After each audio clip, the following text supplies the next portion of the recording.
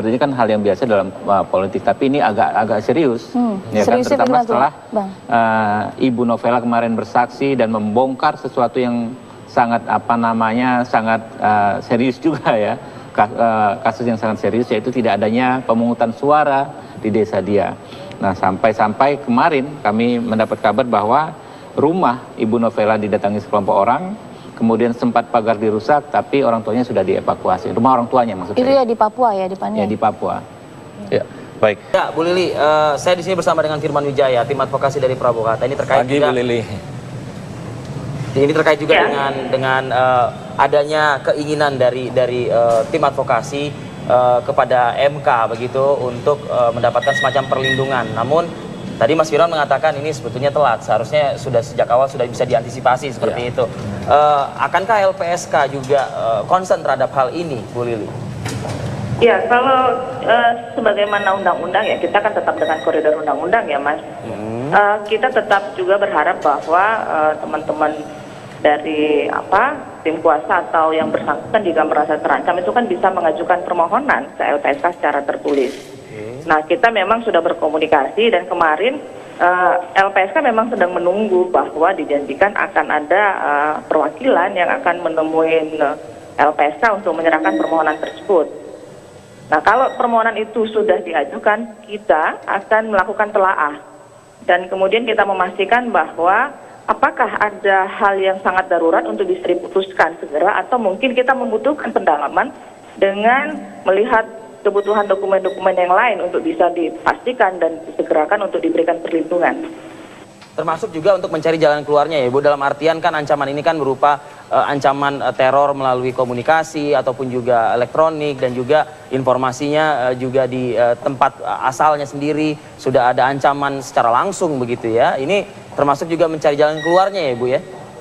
Iya, kalau bagi LPSK sendiri adalah dipastikan dengan adanya permohonan itu kita pasti melakukan pendalaman terkait apakah kebutuhan paling mendesak adalah memberikan perlindungan darurat kepada yang bersangkutan. Nah, kalau ternyata kondisi itu juga berada di jauh dari rumah tinggalnya, LPSK dipastikan juga akan berkoordinasi dengan pihak keamanan setempat di mana domisili saksi tersebut mengalami apa yang dia sampaikan di depan disampaikan oleh teman-teman yang menyebutkan itu. Nah, kalau hal ini kemudian dalam waktu sangat singkat, mungkin LPSK bisa memberikan layanan tersebut segera. Kalau mencari solusi bagi kita adalah memastikan bahwa dia aman, memastikan bahwa ini tidak akan keberulangan bagi dirinya, bagi keluarganya, dan mungkin bagi harta bendanya. Ya, tadi Ibu menyebutkan juga bahwa akan berkoordinasi dengan pihak keamanan setempat begitu ya, Bu ya. Yang artinya kan itu kan bagian dari solusi ya, Bu, agar mungkin pihak keamanan setempat juga bisa mencegah, bisa melakukan pengamanan, bisa melakukan juga tindakan-tindakan dini begitu ya, Bu ya? Iya, benar, Mas. Nah, itu koordinasi yang kita lakukan bisa melalui telepon atau malah bersurat, atau karena itu menjadi sangat jauh, kita mungkin menggunakan koordinasi itu melalui Mabes Polri. Karena ini kan sangat butuh waktu yang sangat cepat ya, Mas. Tetapi memang kami ingin memastikan dulu surat permohonan itu apakah telah memenuhi syarat-syarat formil dan material yang memang bisa layak untuk kita berikan perlindungan, apakah dalam waktu yang segera atau memang reguler sekali seperti kasus-kasus permohonan lainnya gitu. Baik, ini Mas Firman mungkin akan juga berbincang. Terima kasih Bu Lili. Sebuah pemikiran yang sebenarnya terinspirasi awal dari situasi ini, saya sudah menduga bahwa whistleblowing system itu memang harus hadir di dalam setiap election complaint, Bu. Karena di situ pasti akan muncul benturan-benturan atau gesekan ketika seorang saksi berani mengungkap sebuah kebenaran. Nah, seorang whistleblower ini memang menjadi instrumen penting dalam pengungkapan sebuah fakta, kebenaran. Yang tadi saya sebut searching for the truth, dalam pencarian kebenaran itu, ya, maka ada konsekuensi itu biasanya yang ditanggung oleh seorang saksi sebagai whistleblower ini. Kalau itu tidak cepat diantisipasi, maka seseorang tidak akan punya minat, ya, kesungguhan atau keberanian, ya, karena dia harus berhadapan dengan risiko atau ancaman semacam itu. Sehingga pencarian kebenaran akan terganjal atau terhambat karena persoalan-persoalan semacam ini. Dan ini masalah memang sangat serius. Kehadiran lembaga LPSK seperti yang kita sering berdiskusi dengan Bu Lili, bahwa ya memang harus muncul dalam setiap event peradilan yang terkait dengan persoalan-persoalan serius. Ini tidak berlebihan kan ya, Mas Firman, ya, dalam artian ini hanya akan mencari sesuatu dalam jalani persidangan di Mahkamah Tidak, Konstitusi. saya rasa itu jauh lebih baik. Pertama ini secara sistem memang sudah dikenal, sudah diatur, dan ini merupakan instrumen penting dalam sebuah proses peradilan pidana. Maka itu kan LPSK itu menjadi mitra harus di dalam semua aktivitas peradilan yang terkait dengan risiko seorang saksi yang berani mengungkap kebenaran. Kalau kemarin sudah diajukan ke Mahkamah Konstitusi, akankah hari ini mungkin juga akan mendatangi? Betul, tentu kita akan mengatur ritmenya, karena ini kan juga secara teknis tadi betul Bu Lili sampaikan ada kendala. Walaupun juga kita sampaikan pasti ada kendala kalau memang ini saksi-saksi ini kan orang daerah, dia tidak semua tahu di mana kantor LPSK dan juga tentu ketika ancaman itu datang nervositas itu kan membuat dia juga tidak berani bergerak bebas keluar. Ini kan menjadi soal tersendiri. Baik, Bu Lili, tanggapan Anda Bu Lili? Iya, memang apa yang disampaikan Mas Firman ya, karena LPSK juga kan bekerja dalam ranah pidana sesungguhnya gitu kan. Nah kalau kemudian ternyata ancaman itu terjadi sebelum atau sesudah atau sebagaimana antisipasi Mas Firman terkait ini, nah sekarang ini mungkin sudah dialami dengan saya melihat di beberapa media dan pernyataan dari teman-teman kuasa hukum ya.